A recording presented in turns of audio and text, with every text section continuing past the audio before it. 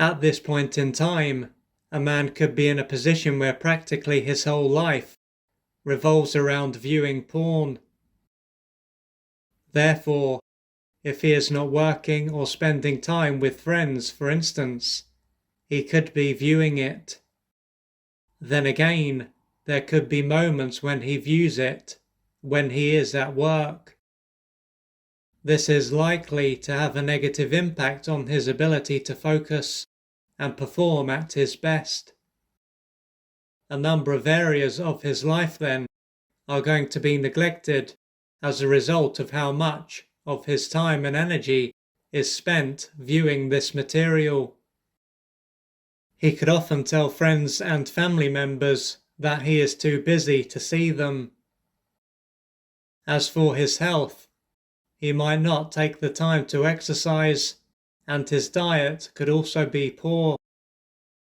Additionally, there could be a number of hobbies that he is no longer interested in and has no time for. If he is in a relationship, there is also going to be the impact that his behavior is having on this area of his life. He could often be too busy to see his partner, and their relationship could start to crumble if it hasn't already.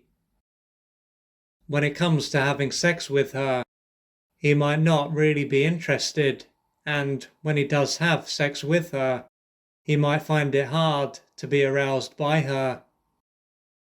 Ultimately, having sex with her won't be the same as viewing and masturbating to pornography. He could be aware of how his behavior is having a negative impact on his life, and he might have tried to cut down on, if not stop, looking at this material. However, although he might have been able to do this for a short while, it might not have lasted for very long. If so, he could feel bad and low and believe that he lacks self-control. But through feeling even worse about himself, this is likely to have given him a greater need to view this material.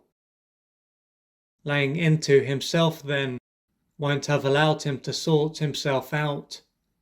He will have done the complete opposite.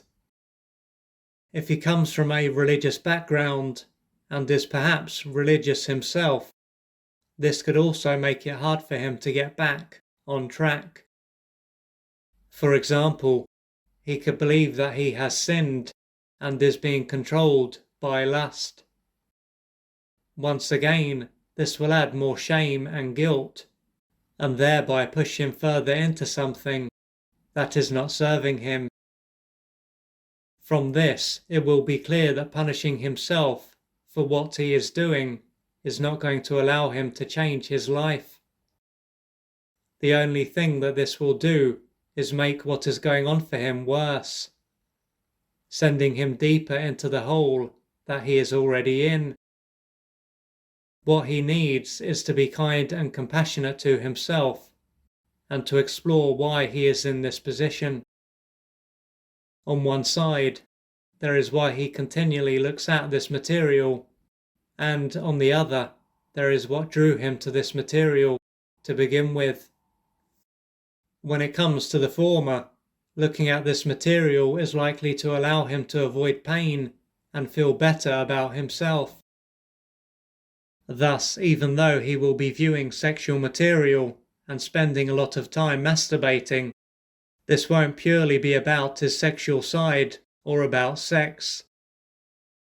When it comes to the latter, there is a strong chance that he was in pain and wanted to feel better. Now, even if he became hooked on porn as an adult, he might have first started viewing porn during his adolescence or before. It could be said that, in today's world, to look at it from time to time at this age is not abnormal. Nonetheless, what may have given him a greater need to view it, and what led to him compulsively viewing it further down the line, was how unloved and alone he felt. Assuming that this was the case, it will show that this was a stage of his life when he was deprived of what he needed to grow and develop in the right way. So, one or both of his parents might have been emotionally unavailable and unable to truly be there for him, and this would have meant that a number of his developmental needs would have rarely if ever been met. This would have caused him to experience a lot of pain, and he would have come to feel ashamed of a number of his needs and feelings. Behind his need to view porn and masturbate was the need to be loved and to emotionally bond with his parent or parents. Of course, this wouldn't have allowed him to be loved or to bond with anyone, but thanks to his brain's ability to fantasize and the pain-killing chemicals that would have been released, it would have been better than the alternative, to be aware of his pain. Now, many years will have passed since this stage of his life, but he will still be carrying most, if not all, of this pain, these unmet developmental needs, and the shame around his needs and feelings. At this stage, and now that he is an adult, this pain and these needs will have become sexualized.